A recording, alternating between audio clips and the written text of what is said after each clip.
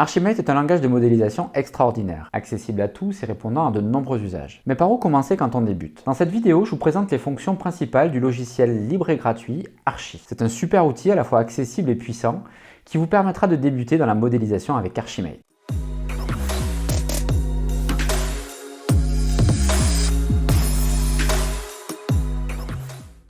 Salut, c'est Stéphane de Simplexity.fr. Sur mon site et ma chaîne, nous explorons les nouvelles technologies pour en faire des usages concrets et pratiques pour vous et vos organisations. Dans la précédente vidéo de cette série dédiée à Archimate, j'avais expliqué en quelques mots ce qu'était un langage de modélisation et j'avais partagé des exemples de mes usages principaux d'Archimate. Aujourd'hui, je vous propose de vous présenter les fonctions principales du logiciel Archi et commencer à modéliser avec vous un exemple simple. Mais avant de démarrer dans la modélisation concrète, commençons par nous rendre sur le site du logiciel et à procéder à l'installation. Pour utiliser Archi, on va commencer par l'installer. Donc pour cela, on va sur le site www.archimatetool.com. Donc je vais faire une recherche.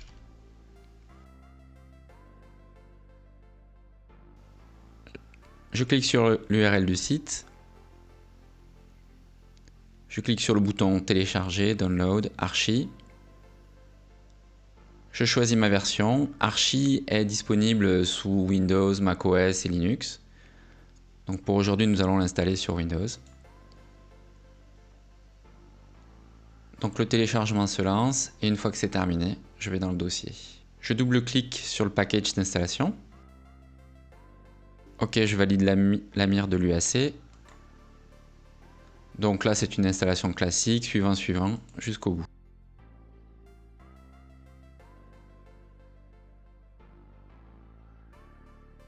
L'installation est terminée. Je vais pouvoir fermer et lancer l'outil. Donc je double-clique sur l'icône Archi. Nous allons pouvoir faire un premier tour du propriétaire. Donc lors de la première installation, Archi vous propose de créer un nouveau modèle. Donc on va cliquer dessus. Donc la fenêtre principale est au centre. Elle va permettre de modéliser les vues grâce à la palette qui est située sur la droite et où on retrouve toutes les couches. Donc pour pouvoir modéliser, c'est très simple. Il suffit de prendre une figure, de cliquer, déplacer.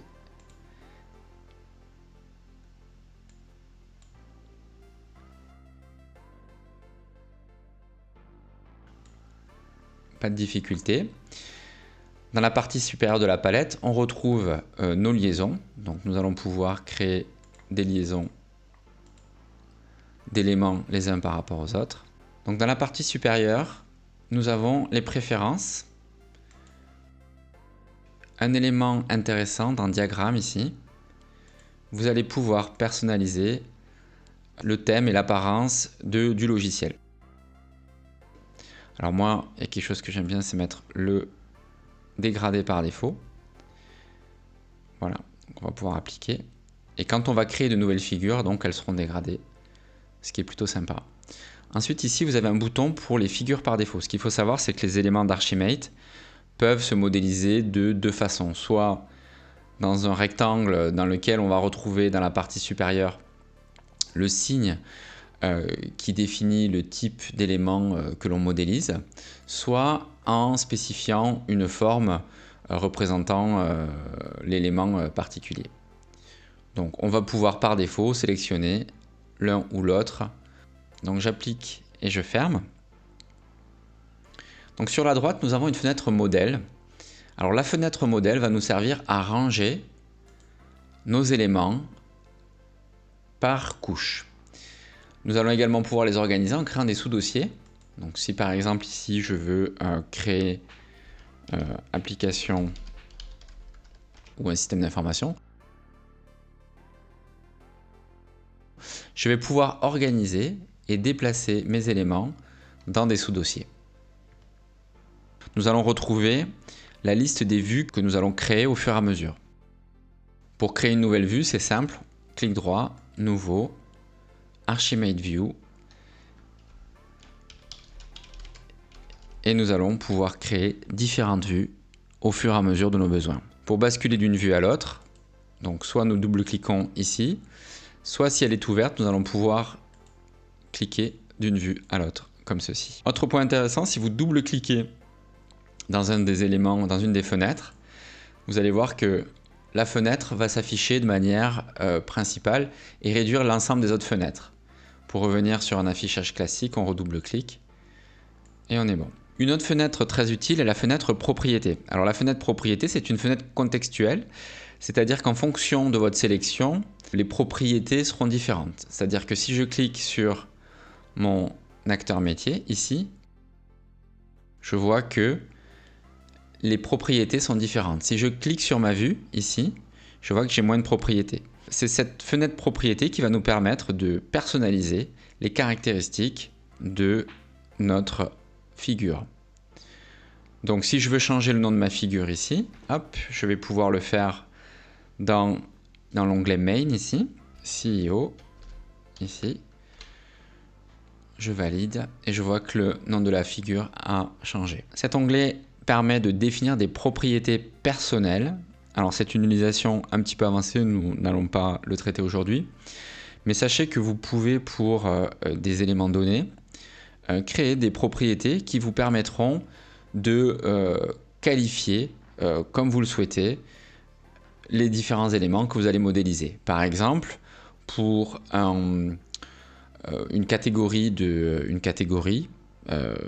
ou un tag ou une adresse IP pour des éléments techniques, etc., etc. Donc vous allez pouvoir choisir les valeurs pour chaque élément. Dans mon onglet Analysis, je vois qu'en fait, toutes les vues dans lesquelles il a été utilisé. L'onglet Apparence va être très intéressant parce qu'il va permettre de personnaliser l'apparence de vos figures. Donc on va pouvoir changer la couleur des lignes si besoin.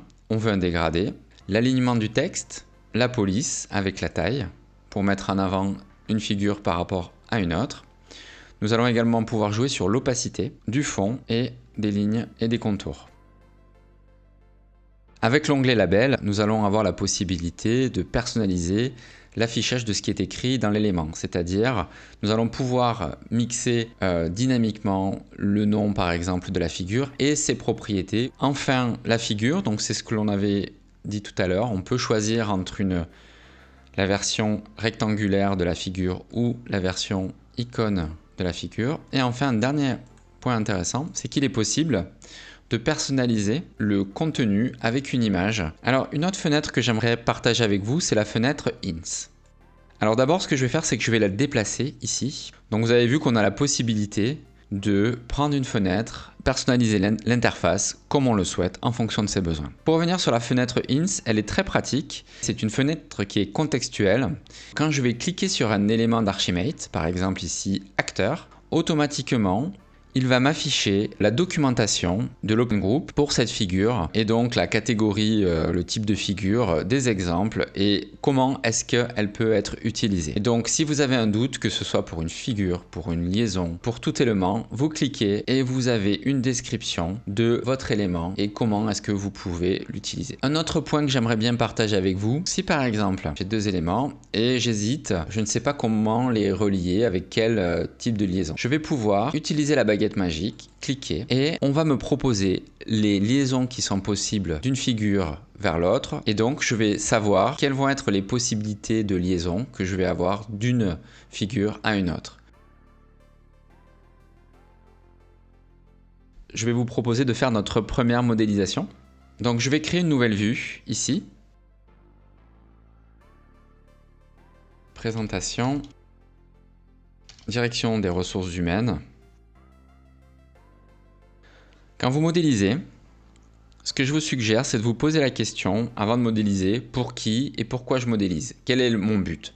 Donc ici, ce que je vous propose, c'est qu'on va modéliser une DRH pour une agence de voyage pour les nouveaux arrivants. Donc l'objectif, c'est de présenter les rôles de notre direction, les ressources humaines, les différentes les process principaux de cette direction et les liens avec les applications utilisées. Donc mon entreprise est une agence de voyage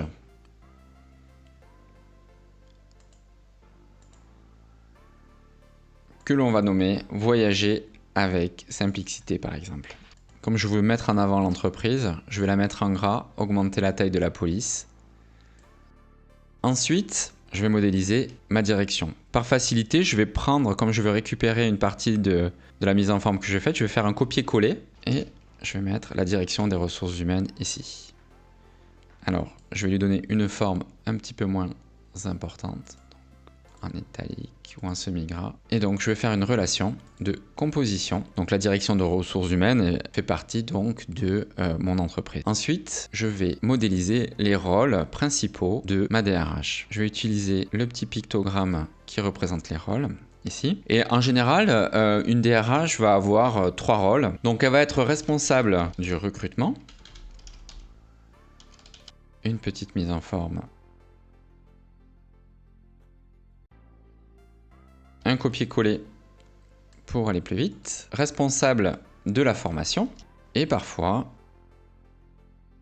responsable de la paye. Donc, on va assigner ces rôles à la DRH ici.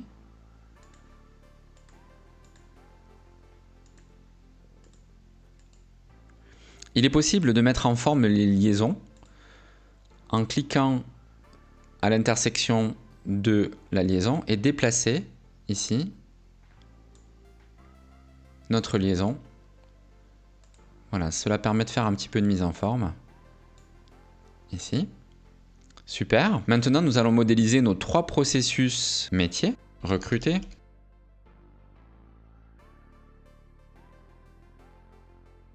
Former. Et payer. Traiter la paye plutôt. Ce qu'on pourrait imaginer, c'est qu'après un recrutement, il y a un déclenchement d'une formation des salariés. Voilà. Maintenant, je vais assigner mes process à mes rôles, comme ceci. Je vais maintenant modéliser mes applications ou mes services applicatifs.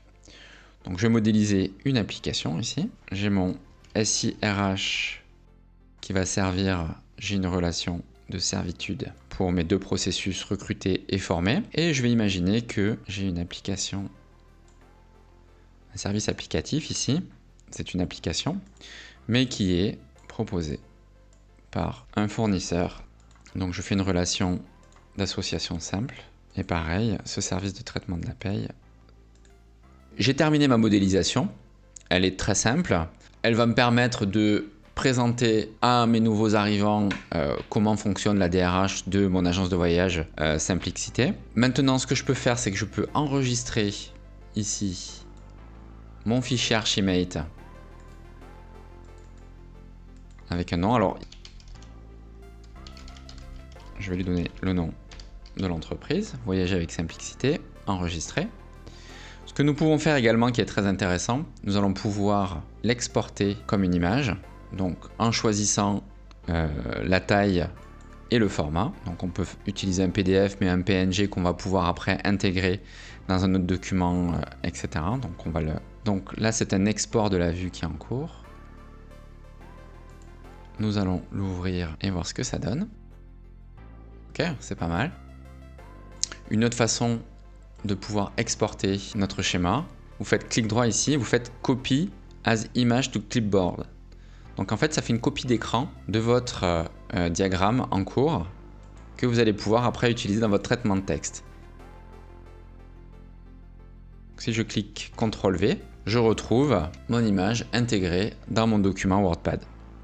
Et voilà, ce premier parcours du logiciel Archi est terminé. J'espère que cela vous a donné envie de vous lancer dans la modélisation. Si vous appréciez le logiciel Archi et le travail de ses auteurs Phil Beauvoir et Jean-Baptiste Sarodi, vous pouvez supporter le logiciel en contribuant au Patreon sur le site. Pour continuer avec moi, je vous invite à vous rendre sur mon site vers une formation gratuite sur Archimate. Le lien est dans la description. Je vous présente les éléments principaux à travers des exemples concrets et des modélisations commentées. En attendant de vous retrouver, n'oubliez pas de vous inscrire sur ma chaîne et de cliquer sur le petit pouce bleu. Prenez soin de vous et à très bientôt. Salut!